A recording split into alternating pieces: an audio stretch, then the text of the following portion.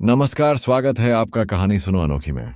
आज सुनिए रविंद्रनाथ टैगोर की लिखी कहानी पत्नी का पत्र।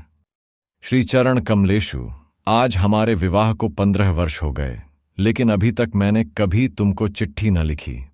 सदा तुम्हारे पास ही बनी रही, न जाने कितनी बातें कहती सुनती रही, पर चिट्ठी लिखने लायक दूरी कभी नहीं मिली। आज मैं श्री क्षेत्र में तीर्थ करने आई हूं। तुम अपने ऑफिस के काम में लगे हुए हो। कलकत्ता के साथ तुम्हारा वही संबंध है जो घोंघे के साथ शंख का होता है। वह तुम्हारे तन मन से चिपक गया है, इसलिए तुमने ऑफिस में छुट्टी की दरख्वास्त नहीं दी। विधाता की यही इच्छा थी। उन्होंने मेरी छुट्टी की दरख्वास्त मंजूर कर ली। तुम्हारे घर की मझली बहू हूं, पर आज 15 वर्ष बाद इस समुद्र के किनारे खड़े होकर मैं जान पाई हूं कि अपने जगत और जगदीश्वर के साथ मेरा एक संबंध और भी है। इसीलिए आज साहस करके यह चिट्ठी लिख रही हूं। इसे तुम अपने घर की मझली बहू की ही चिट्ठी मत समझना। तुम लोगों के साथ मेरे संबंध की बात जिन्होंने मेरे भाग्य में लिखी थी, उन्हें छोड़कर जब इस संभावना का और किसी को पता न था, उसी शैशवकाल में मैं और मेरा भाई एक साथ ही सन्निपात के ज्वर से पीड़ित हुए थे। भाई तो मारा गया, पर मैं बची रही। मोहल्ले की औरतें कहने लगीं, मृणाल लड़की है ना, इसीलिए बच गई। लड़का होती तो क्या भला बच सकती थी। चोरी की कला में यमराज निपुण है, उनकी नजर कीमती चीज पर ही पड़ती है। मेरे भाग्य में मौत नहीं है। यही बात अच्छी तरह से समझाने के लिए मैं यह चिट्ठी लिखने बैठी हूं। एक दिन जब दूर के रिश्ते में तुम्हारे मामा तुम्हारे मित्र नीरद को साथ लेकर कन्या देखने आए थे, तब मेरी आयु 12 वर्ष की थी। दुर्गम गांव में मेरा घर था, जहां दिन में भी सियार बोलते रहते। स्टेशन से 7 कोस तक छकड़ा गाड़ी में चलने के बाद बाकी 3 मील का कच्चा रास्ता पालकी में बैठकर पार करने के बाद हमारे गांव में पहुंचा जा सकता था। उस दिन तुम लोगों को कितनी हैरानी हुई, जिस पर हमारे पूर्वी बंगाल का भोजन मामा उस भोजन की हंसी उड़ाना आज भी नहीं भूलते। तुम्हारी मां की एक ही जिद थी कि बड़ी बहू के रूप की कमी को मझली बहू के द्वारा पूरी करें, नहीं तो भला इतना कष्ट करके तुम लोग हमारे गांव क्यों आते। पीलिया, यकृत, उदरशूल और दुल्हन के लिए बंगाल प्रांत में खोज नहीं करनी पड़ती। वे स्वयं ही आकर घेर लेते हैं, छुड़ाए नहीं छूटते। पिता की छाती धक धक करने लगी। मां दुर्गा का नाम जपने लगी। शहर के देवता को गांव का पुजारी क्या देकर संतुष्ट करे। बेटी के रूप का भरोसा था, लेकिन स्वयं बेटी में उस रूप का कोई मूल्य नहीं होता। देखने आया हुआ व्यक्ति उसका जो मूल्य दे, वही उसका मूल्य होता है। इसीलिए तो 1000 रूप गुण होने पर भी लड़कियों का संकोच किसी भी तरह दूर नहीं होता। सारे घर का, यही नहीं, सारे मोहल्ले का यह आंतक मेरी छाती पर पत्थर की तरह जमकर बैठ गया। आकाश का सारा उजाला और संसार की समस्त शक्ति उस दिन मानो इस 12 वर्षीय ग्रामीण लड़की को 2 परीक्षकों की 2 जोड़ी आंखों के सामने कसकर पकड़ रखने के लिए चपरासगिरी कर रही थी। मुझे कहीं छिपने की जगह न मिली। अपने करुण स्वर में संपूर्ण आकाश को खपाती हुई शहनाई बज उठी। मैं तुम लोगों के यहां आ पहुंची। मेरे सारे ऐबों का ब्यौरेवार हिसाब लगाकर गृहिणियों को यह स्वीकार करना पड़ा कि सब कुछ होते हुए भी मैं सुंदरी जरूर हूं। यह बात सुनते ही मेरी बड़ी जेठानी का चेहरा भारी हो गया। लेकिन सोचती हूं, मुझे रूप की जरूरत ही क्या थी। रूप नामक वस्तु को अगर किसी त्रिपुंडी पंडित ने गंगा मिट्टी से गढ़ा हो तो उसका आदर हो, लेकिन उसे तो विधाता ने केवल अपने आनंद से निर्मित किया है। इसलिए तुम्हारे धर्म के संसार में उसका कोई मूल्य नहीं। मैं रूपवती हूं, इस बात को भूलने में तुम्हें बहुत दिन नहीं लगे। लेकिन मुझमें बुद्धि भी है, यह बात तुम लोगों को पग पग पर याद करनी पड़ी। मेरी यह बुद्धि इतनी प्रकृत है कि तुम लोगों की घर गृहस्थी में इतना समय काट देने पर भी वह आज भी टिकी हुई है। मेरी इस बुद्धि से मां बड़ी चिंतित रहती थीं। नारी के लिए यह तो एक बला ही है। बाधाओं को मानकर चलना जिसका काम है, वह यदि बुद्धि को मानकर चलना चाहे तो ठोकर खा खाकर उसका सिर फूटेगा ही। लेकिन तुम ही बताओ, मैं क्या करूं। तुम लोगों के घर की बहू को जितनी बुद्धि की जरूरत है, विधाता ने लापरवाही में मुझे उससे बहुत ज्यादा बुद्धि दे डाली है। अब मैं उसे लौटाऊं भी तो किसको। तुम लोग मुझे पुरखिन कहकर दिन रात गाली देते रहे। अक्षम्य को कड़ी बात कहने से ही सांत्वना मिलती है। इसीलिए मैंने उसको क्षमा कर दिया। मेरी एक बात तुम्हारी घर गृहस्थी से बाहर थी, जिसे तुम में से कोई नहीं जानता। मैं तुम सबसे छिपाकर कविता लिखा करती थी। वह भले ही कूड़ा करकट क्यों न हो, उस पर तुम्हारे अंतपुर की दीवार न उठ सकी। वहीं मुझे मृत्यु मिलती थी, वहीं पर मैं रो पाती थी। मेरे भीतर तुम लोगों की मझली बहू के अतिरिक्त जो कुछ था, उसे तुम लोगों ने कभी पसंद नहीं किया, क्योंकि उसे तुम लोग पहचान भी न पाए। मैं कवि हूं, यह बात 15 वर्ष में भी तुम लोगों की पकड़ में नहीं आई। तुम लोगों के घर की प्रथम स्मृतियों में मेरे मन में जो सबसे ज्यादा जगती रहती है, वह है तुम लोगों की गौशाला। अंतपुर को जाने वाले जीने की बगल के कोठे में तुम लोगों की गौएं रहती हैं। सामने के आंगन को छोड़कर उनके हिलने डुलने के लिए और कोई जगह न थी। आंगन के कोने में गायों को भूसा देने के लिए काठ की नाद थी। सवेरे नौकर को तरह तरह के काम रहते, इसलिए भूखी गायें नाद के किनारों को चाट छाट कर चबा चबा कर खुरच देती। मेरा मन रोने लगता।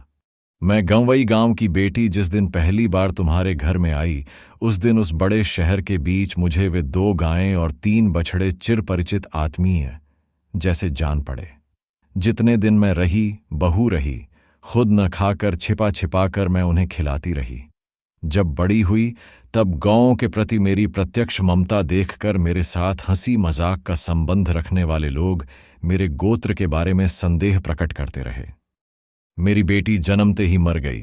जाते समय उसने साथ चलने के लिए मुझे भी पुकारा था। अगर वह बची रहती तो मेरे जीवन में जो कुछ महान है, जो कुछ सत्य है, वह सब मुझे ला देती। तब मैं मझली बहू से एकदम मां बन जाती। गृहस्थी में बंधी रहने पर भी मां विश्व भर की मां होती है, पर मुझे मां होने की वेदना ही मिली, मातृत्व की मुक्ति प्राप्त नहीं हुई। मुझे याद है, अंग्रेज डॉक्टर को हमारे घर का भीतरी भाग देखकर बड़ा आश्चर्य हुआ था और जच्चा घर देखकर नाराज होकर उसने डांट फटकार भी लगाई थी। सदर में तो तुम लोगों का छोटा सा बाग है, कमरे में भी साज श्रृंगार की कोई कमी नहीं, पर भीतर का भाग मानो पश्मीने के काम की उल्टी परत हो। वहां न कोई लज्जा है, न सौंदर्य, न श्रृंगार। उजाला वहां टिमटिमाता रहता है।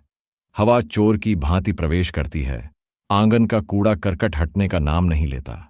फर्श और दीवार पर कालिमा अक्षय बनकर विराजती है। लेकिन डॉक्टर ने एक भूल की थी। उसने सोचा था कि शायद इससे हमको रात दिन दुख होता होगा। बात बिल्कुल उल्टी है। अनादर नाम की चीज राख की तरह होती है। वह शायद भीतर ही भीतर आग को बनाए रहती है, लेकिन ऊपर से उसके ताप को प्रकट नहीं होने देती। जब आत्मसम्मान घट जाता है, तब अनादर में अन्याय भी नहीं दिखाई देता, इसीलिए उसकी पीड़ा नहीं होती। यही कारण है कि नारी दुख का अनुभव करने में ही लज्जा पाती है। इसीलिए मैं कहती हूं, अगर तुम लोगों की व्यवस्था यही है कि नारी को दुख पाना ही होगा, तो फिर जहां तक संभव हो उसे अनादर में रखना ही ठीक है। आदर से दुख की व्यथा और बढ़ जाती है। तुम मुझे चाहे जैसे रखते रहे, मुझे दुख है ये बात कभी मेरे ख्याल में भी ना आई। जच्चा घर में जब सिर पर मौत मंडराने लगी थी, तब भी मुझे कोई डर नहीं लगा। हमारा जीवन ही क्या है कि मौत से डरना पड़े। जिनके प्राणों को आदर और यत्न से कसकर बांध लिया गया हो, मरने में उन्हीं को कष्ट होता है। उस दिन अगर यमराज मुझे घसीटने लगते तो मैं उसी तरह उखड़ आती जिस तरह पोली जमीन से घास बड़ी आसानी से जड़ समेत खींच आती है। बंगाल की बेटी तो बात बात में मरना चाहती है, लेकिन इस तरह मरने में कौन सी बहादुरी है। हम लोगों के लिए मरना इतना आसान है कि मरते लज्जा आती है। मेरी बेटी संध्या तारा की तरह क्षण भर के लिए उदित होकर अस्त हो गई। मैं फिर से अपने दैनिक कामों में और गाय बछड़ों में लग गई। इसी तरह मेरा जीवन आखिर तक जैसे तैसे कट जाता। आज तुम्हें यह चिट्ठी लिखने की जरूरत न पड़ती, लेकिन कभी कभी हवा एक मामूली सा बीज उड़ाकर ले जाती है और पक्के दालान में पीपल का अंकुर फूट उठता है, और होते होते उसी से लकड़ी पत्थर की छाती विदीर्ण होने लग जाती है। मेरी गृहस्थी की पक्की व्यवस्था में भी जीवन का एक छोटा सा कण न जाने कहां से उड़कर आ पड़ा। तभी से दरार शुरू हो गई, जब विधवा मां की मृत्यु के बाद मेरी बड़ी जेठानी की बहन बिंदु ने अपने चचेरे भाइयों के अत्याचार के मारे एक दिन हमारे घर में अपनी दीदी के पास आश्रय लिया था। तब तुम लोगों ने सोचा था, यह कहां की बला आ गई। आग लगे मेरे स्वभाव को। करती भी क्या? देखा, तुम लोग सब मन ही मन खींच उठे हो। इसीलिए उस निराश्रिता लड़की को घेरकर मेरा संपूर्ण मन एकाएक जैसे कमर बांधकर खड़ा हो गया हो। पराए घर में पराए लोगों की अनिच्छा होते हुए भी आश्रय लेना कितना बड़ा अपमान है यह अपमान भी जिसे विवश होकर स्वीकार करना पड़ा हो, उसे क्या धक्का देकर एक कोने में डाल दिया जाता है। बाद में मैंने अपनी बड़ी जेठानी की दशा देखी। उन्होंने अपनी गहरी संवेदना के कारण ही बहन को अपने पास बुलाया था, लेकिन जब उन्होंने देखा कि इसमें पति की इच्छा नहीं है, तो उन्होंने ऐसा भाव दिखाना शुरू किया मानो उन पर कोई बड़ी बला आ पड़ी हो, मानो अगर वह किसी तरह दूर हो सके तो जान बचे। उन्हें इतना साहस न हुआ कि वे अपनी अनाथ बहन के प्रति खुले मन से स्नेह प्रकट कर सकें। वे पतिव्रता थीं। उनका यह संकट देखकर मेरा मन और भी दुखी हो उठा। मैंने देखा बड़ी जेठानी ने खास तौर से सबको दिखा दिखाकर बिंदु के खाने पहनने की ऐसी रद्दी व्यवस्था की और उसे घर में इस तरह नौकरानियों के से काम सौंप दिए कि मुझे दुख ही नहीं, लज्जा भी हुई।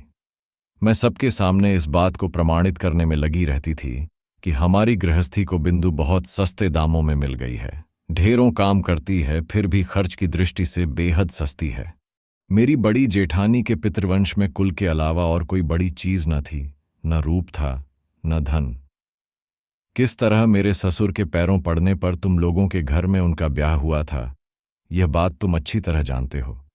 वे सदा यही सोचती रहीं कि उनका विवाह तुम्हारे वंश के प्रति बड़ा भारी अपराध था। इसीलिए वे सब बातों में अपने आप को भरसक दूर रखकर अपने को छोटा मानकर तुम्हारे घर में बहुत ही थोड़ी जगह में सिमट कर रहती थीं। लेकिन उनके इस प्रशंसनीय उदाहरण से हम लोगों को बड़ी कठिनाई होती रही। मैं अपने आप को हर तरफ से इतना बेहद छोटा नहीं बना पाती। मैं जिस बात को अच्छा समझती हूं, उसे किसी और की खातिर बुरा समझने को मैं उचित नहीं मानती। इस बात के तुम्हें भी बहुत से प्रमाण मिल चुके हैं। बिंदु को मैं अपने कमरे में घसीट लाई। जीजी कहने लगीं, मझली बहू गरीब घर की बेटी का दिमाग खराब कर डालेगी। वे सबसे मेरी इस ढंग से शिकायत करती फिरती थीं, मानो मैंने कोई भारी आफत ढा दी हो। लेकिन मैं अच्छी तरह जानती हूं, वे मन ही मन सोचती थीं कि जान बची। अब अपराध का बोझ मेरे सिर पर पड़ने लगा।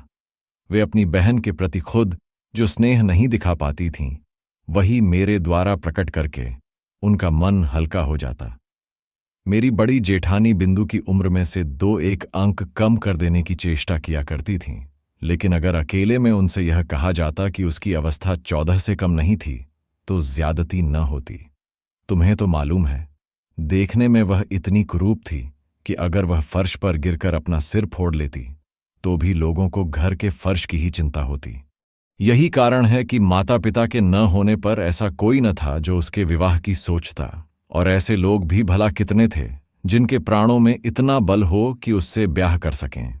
बिंदु बहुत डरती डरती मेरे पास आई, मानो अगर मेरी देह उससे छू जाएगी तो मैं सह नहीं पाऊंगी, मानो संसार में उसको जन्म लेने का कोई अधिकार ही न था। इसीलिए वह हमेशा अलग हटकर आंख बचाकर चलती। उसके पिता के यहाँ उसके चचेरे भाई उसके लिए ऐसा एक भी कोना नहीं छोड़ना चाहते थे जिसमें वह फालतू चीज की तरह पड़ी रह सके। फालतू कूड़े को घर के आसपास अनायास ही स्थान मिल जाता है, क्योंकि मनुष्य उसको भूल जाता है। लेकिन अनावश्यक लड़की एक तो अनावश्यक होती है, दूसरे उसको भूलना भी कठिन होता है, इसलिए उसके लिए घूरे पर भी जगह नहीं होती। फिर भी यह कैसे कहा जा सकता है कि उसके चचेरे भाई ही संसार में परमावश्यक पदार्थ थे? जो हो, वे लोग थे खूब। यही कारण है कि जब मैं बिंदु को अपने कमरे में बुला लाई तो उसकी छाती धक धक करने लग गई। उसका डर देखकर मुझे बड़ा दुख हुआ। मेरे कमरे में उसके लिए थोड़ी सी जगह है, ये बात मैंने बड़े प्यार से उसे समझाई। लेकिन मेरा कमरा एक मेरा ही कमरा तो था नहीं, इसलिए मेरा काम आसान नहीं हुआ। मेरे पास 2-4 दिन रहने पर ही उसके शरीर में न जाने लाल लाल क्या निकल आया। शायद अमहौरी रही होगी या ऐसा ही कुछ होगा। तुमने कहा शीतला, क्यों न हो, वह बिंदु थी ना।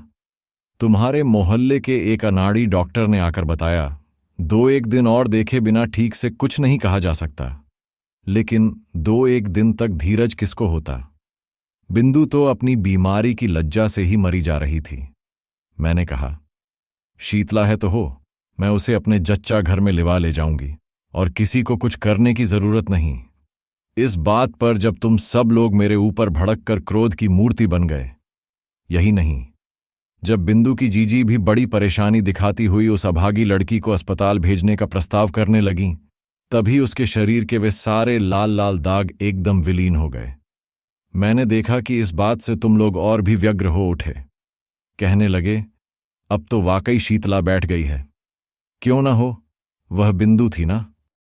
अनादर के पालन पोषण में एक बड़ा गुण है, शरीर को वह एकदम अजर अमर कर देता है। बीमारी आने का नाम नहीं लेती, मरने के सारे आम रास्ते बिल्कुल बंद हो जाते हैं। इसीलिए रोग उसके साथ मजाक करके चला गया, हुआ कुछ नहीं। लेकिन यह बात अच्छी तरह स्पष्ट हो गई कि संसार में ज्यादा साधनहीन व्यक्ति को आश्रय देना ही सबसे कठिन है। आश्रय की आवश्यकता उसको जितनी अधिक होती है, आश्रय की बाधाएं भी उसके लिए उतनी ही विषम होती हैं। बिंदु के मन से जब मेरा डर जाता रहा, तब उसको एक और कुग्रह ने पकड़ लिया। वह मुझे इतना प्यार करने लगी कि मुझे डर होने लगा। स्नेह की ऐसी मूर्ति तो संसार में पहले कभी देखी ही न थी। पुस्तकों में पढ़ा अवश्य था, पर वह भी स्त्री पुरुष के बीच ही। बहुत दिनों से ऐसी कोई घटना नहीं हुई थी कि मुझे अपने रूप की बात याद आती।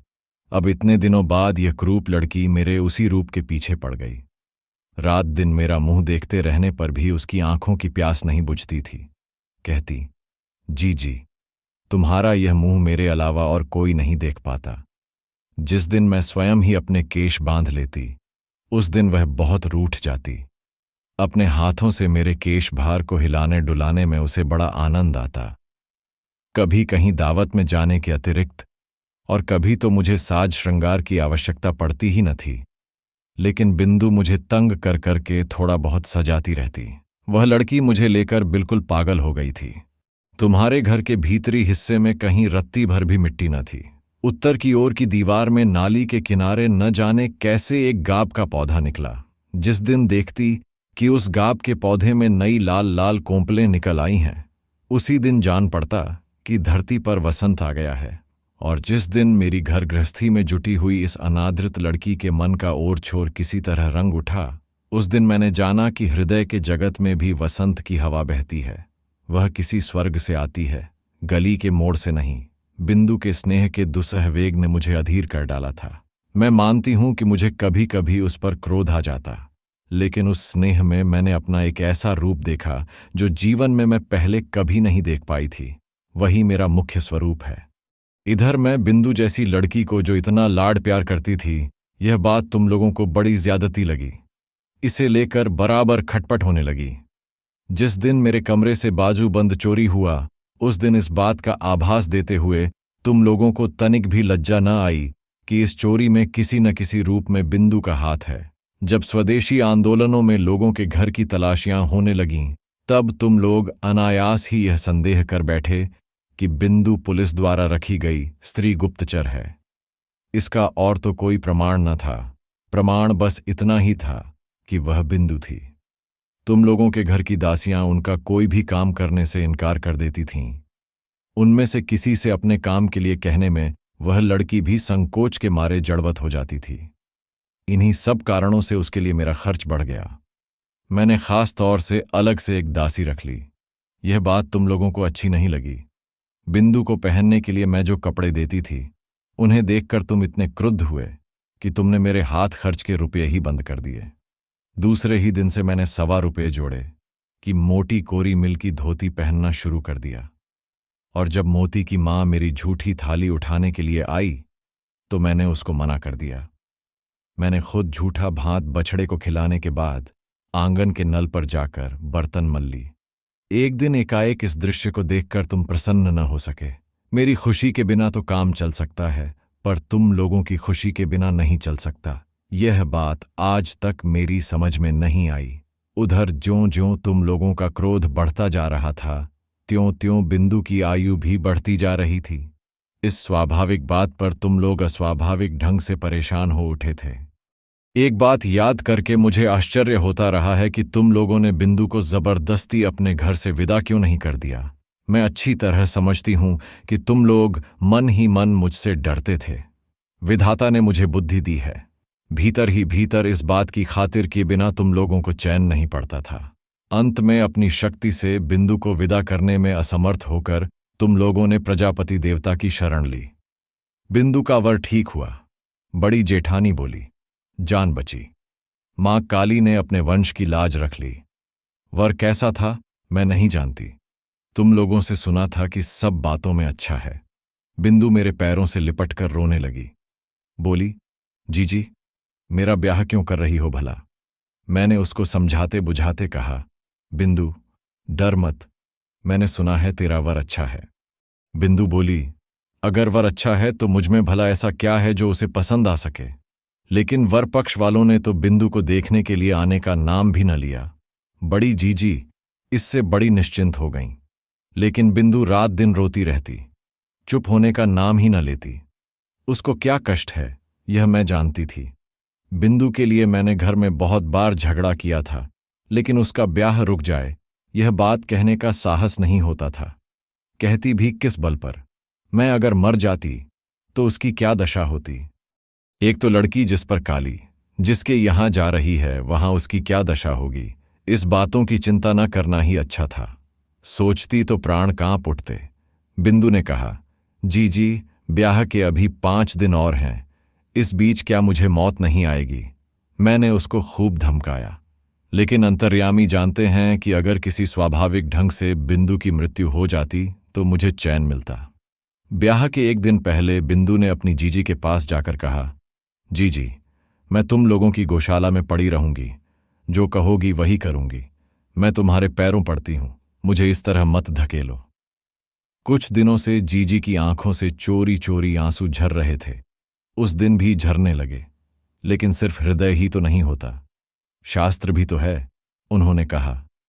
बिंदु जानती नहीं, स्त्री की गति मुक्ति सब कुछ पति ही है। भाग्य में अगर दुख लिखा है तो उसे कोई नहीं मिटा सकता। असली बात तो यह थी कि कहीं कोई रास्ता ही न था। बिंदु को ब्याह तो करना ही पड़ेगा, फिर जो हो सो हो। मैं चाहती थी कि विवाह हमारे ही घर से हो, लेकिन तुम लोग कह बैठे वर के ही घर में हो, उनके कुल की यही रीति है। मैं समझ गई। बिंदु के ब्याह में अगर तुम लोगों को खर्च करना पड़ा तो तुम्हारे गृह देवता उसे किसी भी भांति नहीं सह सकेंगे, इसीलिए चुप रह जाना पड़ा। लेकिन एक बात तुम में से कोई नहीं जानता। जीजी को बताना चाहती थी, पर फिर बताई नहीं तो वे डर से मर जाती। मैंने अपने थोड़े बहुत गहने लेकर चुपचाप बिंदु का श्रृंगार कर दिया था। सोचा था जीजी की नजर में तो जरूर ही पड़ जाएगा, लेकिन उन्होंने जैसे देखकर भी नहीं देखा। दुहाई है धर्म की, इसके लिए तुम उन्हें क्षमा कर देना। जाते समय बिंदु मुझसे लिपट कर बोली, जीजी तो क्या तुम लोगों ने मुझे एकदम त्याग दिया? मैंने कहा, नहीं बिंदु, तुम चाहे जैसी हालत में रहो, प्राण रहते मैं तुम्हें नहीं त्याग सकती। 3 दिन बीते। तुम्हारे ताल्लुके के आसामियों ने तुम्हें खाने के लिए जो भेड़ा दिया था उसे मैंने तुम्हारी जठराग्नि से बचाकर नीचे वाली कोयले की कोठरी के एक कोने में बांध दिया था। सवेरे उठते ही मैं खुद जाकर उसको दाना खिला आती। 2-1 दिन तुम्हारे नौकरों पर भरोसा करके देखा, उसे खिलाने की बजाय उनका झुकाव उसी को खा जाने की ओर अधिक था। उस दिन सवेरे कोठरी में गई तो देखा बिंदु एक कोने में गुड़मुड़ होकर बैठी हुई है।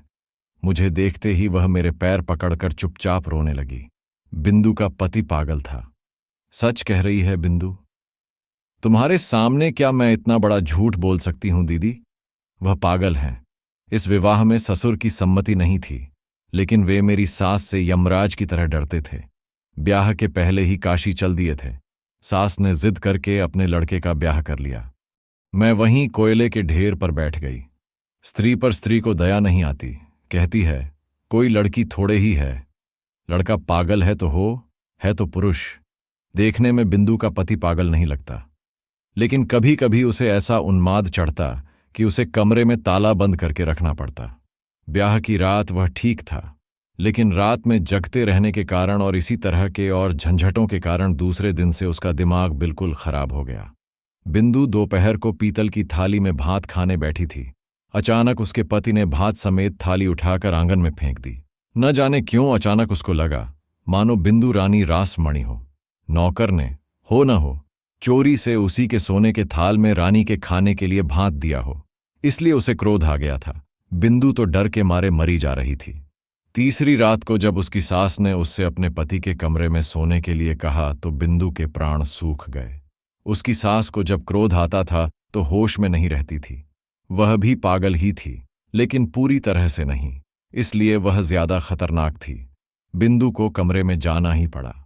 उस रात उसके पति का मिजाज ठंडा था, लेकिन डर के मारे बिंदु का शरीर पत्थर हो गया था। पति जब सो गए तब काफी रात बीतने पर वह किस तरह चतुराई से भागकर चली आई, इसका विस्तृत विवरण लिखने की आवश्यकता नहीं है। घृणा और क्रोध से मेरा शरीर जलने लगा। मैंने कहा, इस तरह धोखे के ब्याह को ब्याह नहीं कहा जा सकता। बिंदु, तू जैसे रहती थी वैसे ही मेरे पास रह, देखूं मुझे कौन ले जाता है। तुम लोगों ने कहा बिंदु झूठ बोलती है। मैंने कहा, वह कभी झूठ नहीं बोलती। तुम लोगों ने कहा, तुम्हें कैसे मालूम। मैंने कहा, मैं अच्छी तरह जानती हूं। तुम लोगों ने डर दिखाया। अगर बिंदु के ससुराल वालों ने पुलिस केस कर दिया तो आफत में पड़ जाएंगे। मैंने कहा, क्या अदालत यह बात न सुनेगी कि उसका ब्याह धोखे से पागल वर के साथ कर दिया गया है। तुमने कहा, तो क्या इसके लिए अदालत जाएंगे? हमें ऐसी क्या गर्ज है। मैंने कहा, जो कुछ मुझसे बन पड़ेगा अपने गहने बेचकर करूंगी। तुम लोगों ने कहा, क्या वकील के घर तक दौड़ोगी? इस बात का क्या जवाब होता?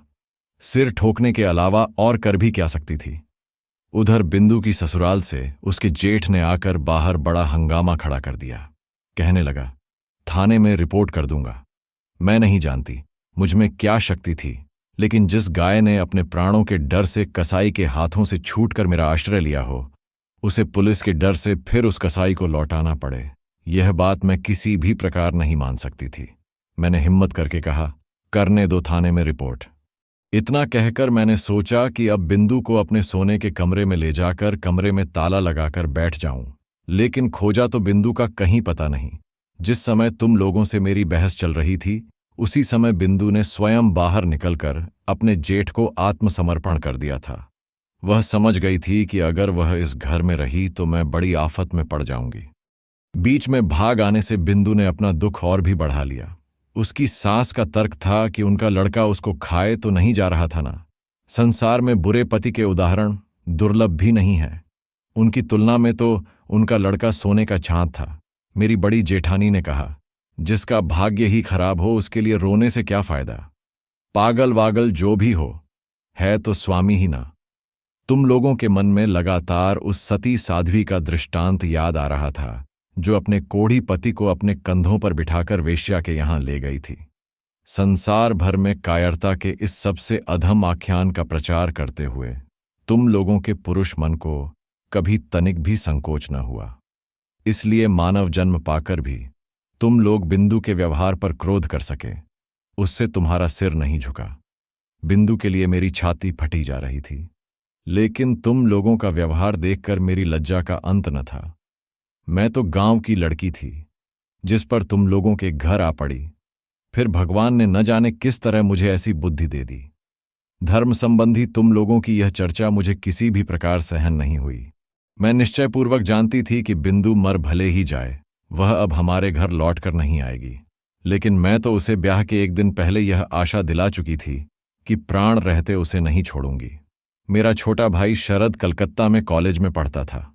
तुम तो जानते ही हो, तरह तरह से वॉलंटियरी करना, प्लेग वाले मोहल्लों में चूहे मारना, दामोदर में बाढ़ आ जाने की खबर सुनकर दौड़ पड़ना, इन सब बातों में उसका इतना उत्साह था कि एफए की परीक्षा में लगातार 2 बार फेल होने पर भी उसके उत्साह में कोई कमी नहीं आई। मैंने उसे बुलाकर कहा, शरद, जैसे भी हो, बिंदु की खबर पाने का इंतजाम तुझे करना ही पड़ेगा। बिंदु को मुझे चिट्ठी भेजने का साहस नहीं होगा, वह भेजे भी तो मुझे मिल नहीं सकेगी। इस काम के बजाय यदि मैं उससे डाका डालकर बिंदु को लाने की बात कहती या उसके पागल स्वामी का सिर फोड़ देने के लिए कहती तो उसे ज्यादा खुशी होती। शरद के साथ बातचीत कर रही थी, तभी तुमने कमरे में आकर कहा, तुम फिर यह क्या बखेड़ा कर रही हो? मैंने कहा, वही जो शुरू से करती आई हूं, जब से तुम्हारे घर आई हूं, लेकिन नहीं, वह तो तुम ही लोगों की कीर्ति है। तुमने पूछा, बिंदु को लाकर फिर कहीं छिपा रखा है क्या? मैंने कहा, बिंदु अगर आती तो मैं जरूर ही छिपा कर रख लेती, लेकिन वह अब नहीं आएगी। तुम्हें डरने की कोई जरूरत नहीं है। शरद को मेरे पास देखकर तुम्हारा संदेह और भी बढ़ गया। मैं जानती थी कि शरद का हमारे यहां आना जाना तुम लोगों को पसंद नहीं है। तुम्हें डर था कि उस पर पुलिस की नजर है।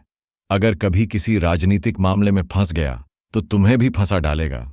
इसीलिए मैं भैया दूज का तिलक भी आदमी के हाथों उसी के पास भिजवा देती थी, अपने घर नहीं बुलाती थी। एक दिन तुमसे सुना कि बिंदु फिर भाग गई है, इसीलिए उसका जेठ हमारे घर उसे खोजने आया है। सुनते ही मेरी छाती में शूल चुभ गए। अभागिनी का असह्य कष्ट तो मैं समझ गई, पर फिर भी कुछ करने का कोई रास्ता न था। शरद पता करने दौड़ा। शाम को लौटकर मुझसे बोला, बिंदु अपने चचेरे भाइयों के यहां गई थी, लेकिन उन्होंने अत्यंत क्रुद्ध होकर उसी वक्त उसे फिर ससुराल पहुंचा दिया। इसके लिए उन्हें हर जाने का और गाड़ी के किराए का जो दंड भोगना पड़ा, उसकी खार अब भी उनके मन से नहीं गई है। श्री क्षेत्र की तीर्थ यात्रा करने के लिए तुम लोगों की काकी तुम्हारे यहां आकर ठहरी। मैंने तुमसे कहा मैं भी जाऊंगी। अचानक मेरे मन में धर्म के प्रति यह श्रद्धा देखकर तुम इतने खुश हुए कि तुमने तनिक भी आपत्ति नहीं की। तुम्हें इस बात का भी ध्यान था कि अगर मैं कलकत्ता में रही तो फिर किसी न किसी दिन बिंदु को लेकर झगड़ा कर बैठूंगी। मेरे मारे तुम्हें बड़ी परेशानी थी। मुझे बुधवार को चलना था, रविवार को ही सब ठीक ठाक हो गया। मैंने शरद को बुलाकर कहा, जैसे भी हो, बुधवार को पुरी जाने वाली गाड़ी में तुझे बिंदु को चढ़ा ही देना पड़ेगा। शरद का चेहरा खिल उठा। वह बोला, डर की कोई बात नहीं जीजी, मैं उसे गाड़ी में बिठाकर पुरी तक चला चलूंगा। इसी बहाने जगन्नाथ जी के दर्शन भी हो जाएंगे। उसी दिन शाम को शरद फिर आया। उसका मुंह देखते ही मेरा दिल बैठ गया। मैंने पूछा, क्या बात है शरद? शायद कोई रास्ता नहीं निकला। वह बोला, नहीं। मैंने पूछा, क्या उसे राजी नहीं कर पाए? उसने कहा, अब जरूरत भी नहीं है। कल रात अपने कपड़ों में आग लगाकर वह आत्महत्या करके मर गई। उस घर के जिस भतीजे से मैंने मेल बढ़ा लिया था, उसी से खबर मिली कि तुम्हारे नाम वह एक चिट्ठी रख गई थी, लेकिन वह चिट्ठी उन लोगों ने नष्ट कर दी। चलो, छुट्टी हुई। गांव भर के लोग चीख उठे, कहने लगे, लड़कियों का कपड़ों में आग लगाकर मर जाना तो अब एक फैशन हो गया है। तुम लोगों ने कहा, अच्छा, नाटक है, हुआ करे, लेकिन नाटक का तमाशा सिर्फ बंगाली लड़कियों की साड़ी पर ही क्यों होता है? बंगाली वीर पुरुषों की धोती की चुन्नटों पर क्यों नहीं होता? यह भी तो सोचकर देखना चाहिए। ऐसा ही था बिंदु का दुर्भाग्य। जितने दिन जीवित रही, तनिक भी यश नहीं मिल सका, न रूप का न गुण का। मरते वक्त भी यह नहीं हुआ कि सोच समझकर कुछ ऐसे नए ढंग से मरती कि दुनिया भर के लोग खुशी से ताली बजा उठते। मरकर भी उसने लोगों को नाराज ही किया। जीजी कमरे में जाकर चुपचाप रोने लगीं, लेकिन उस रोने में जैसे एक सांत्वना थी। कुछ भी सही, जान तो बची, मर गई यही क्या कम है। अगर बची रहती तो न जाने क्या हो जाता। मैं तीर्थ में आ पहुंची हूं। बिंदु के आने की तो जरूरत ही न रही, लेकिन मुझे जरूरत थी। लोग जिसे दुख मानते हैं वह तुम्हारी गृहस्थी में मुझे कभी नहीं मिला। तुम्हारे यहां खाने पहनने की कोई कमी नहीं। तुम्हारे बड़े भाई का चरित्र चाहे जैसा हो, तुम्हारे चरित्र में ऐसा कोई दोष नहीं जिसके लिए विधाता को बुरा कह सकूं। वैसे अगर तुम्हारा स्वभाव तुम्हारे बड़े भाई की तरह भी होता तो भी शायद मेरे दिन करीब करीब ऐसे ही कट जाते और मैं अपनी सती साध्वी बड़ी जेठानी की तरह पति देवता को दोष देने के बजाय विश्व देवता को ही दोष देने की चेष्टा करती। अतएव मैं तुमसे कोई शिकायत नहीं करना चाहती।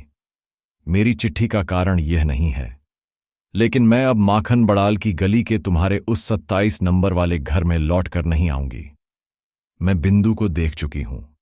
इस संसार में नारी का सच्चा परिचय क्या है यह मैं पा चुकी हूं। अब तुम्हारी कोई जरूरत नहीं। और फिर मैंने यह भी देखा है कि वह लड़की ही क्यों ना हो, भगवान ने उसका त्याग नहीं किया। उस पर तुम लोगों का चाहे कितना ही जोर क्यों न रहा हो, वह उसका अंत नहीं था। वह अपने अभागे मानव जीवन से बड़ी थी। तुम लोगों के पैर इतने लंबे नहीं थे कि तुम मनमाने ढंग से अपने हिसाब से उसके जीवन को सदा के लिए उनसे दबाकर रख सकते। मृत्यु तुम लोगों से भी बड़ी है। अपनी मृत्यु में वह महान है। वहां बिंदु केवल बंगाली परिवार की लड़की नहीं है, केवल चचेरे भाइयों की बहन नहीं है, केवल किसी अपरिचित पागल पति की प्रवंचिता पत्नी नहीं है। वहां वह अनंत है। मृत्यु की उस वंशी का स्वर उस बालिका के भग्न हृदय से निकलकर जब मेरे जीवन की यमुना के पास बजने लगा तो पहले पहल मानो मेरी छाती में कोई बाण बिंध गया हो। मैंने विधाता से प्रश्न किया, इस संसार में जो सबसे अधिक तुच्छ है वही सबसे अधिक कठिन क्यों है? इस गली में चार दीवारी से घिरे इस निरानंद स्थान में यह जो तुच्छतम बुद्बुद है वह इतनी भयंकर बाधा कैसे बन गया? तुम्हारा संसार अपनी शठ नीतियों से क्षुद्धा पात्र को संभाले कितना ही क्यों न पुकारे, मैं उस अंतपुर की जरा सी चौखट को क्षण भर के लिए भी पार क्यों न कर सकी? ऐसे संसार में ऐसा जीवन लेकर मुझे इस अत्यंत तुच्छ काठ पत्थर की आड़ में ही तिल तिल कर क्यों मरना होगा? कितनी तुच्छ है यह मेरी प्रतिदिन की जीवन यात्रा। इसके बंधे नियम, बंधे अभ्यास, बंधी हुई बोली, बंधी हुई मार सब कितनी तुच्छ है। फिर भी क्या अंत में दीनता के उस नागपाश बंधन की ही जीत होगी और तुम्हारे अपने इस आनंद लोक की, इस सृष्टि की हार? लेकिन मृत्यु की वंशी बजने लगी। कहाँ गई राजमिस्त्रियों की बनाई हुई वह दीवार? कहाँ गया तुम्हारे घोर नियमों से बंधा वह कांटों का घेरा? कौन सा है वह दुख, कौन सा है वह अपमान जो मनुष्य को बंदी बनाकर रख सकता है? यह लो, मृत्यु के हाथ में जीवन की जय पताका उड़ रही है। अरे मझली बहू, तुझे डरने की अब कोई जरूरत नहीं। मझली बहू के इस तेरे खोल को छिन्न होते एक निमेष भी न लगा। तुम्हारी गली का मुझे कोई डर नहीं। आज मेरे सामने नीला समुद्र है, मेरे सिर पर आषाढ़ के बादल। तुम लोगों की रीति नीति के अंधेरे ने मुझे अब तक ढक रखा था। बिंदु ने आकर क्षण भर के लिए उस आवरण के छेद में से मुझे देख लिया। वही लड़की अपनी मृत्यु द्वारा सिर से पैर तक मेरा वह आवरण उघाड़ गई है। आज बाहर आकर देखती हूं, अपना गौरव रखने के लिए कहीं जगह ही नहीं है। मेरा यह अनादृत रूप जिनकी आंखों को भाया है वे सुंदर आज संपूर्ण आकाश से मुझे निहार रहे हैं। अब मझली बहू की खैर नहीं। तुम सोच रहे होगे मैं मरने जा रही हूं। डरने की कोई बात नहीं। तुम लोगों के साथ मैं ऐसा पुराना मजाक नहीं करूंगी। मीराबाई भी तो मेरी ही तरह नारी थी। उनकी जंजीरें भी तो कम भारी नहीं थीं। बचने के लिए उनको तो मरना नहीं पड़ा। मीराबाई ने अपने गीत में कहा था, बाप छोड़े, माँ छोड़े, जहां कहीं जो भी हैं सब छोड़ दें, लेकिन मीरा की लगन वहीं रहेगी प्रभु। अब जो होना है सो हो। ये लगन ही तो जीवन है। मैं अभी जीवित रहूंगी। मैं बच गई। तुम लोगों के चरणों के आश्रय से छूटी हुई मृणाल। धन्यवाद।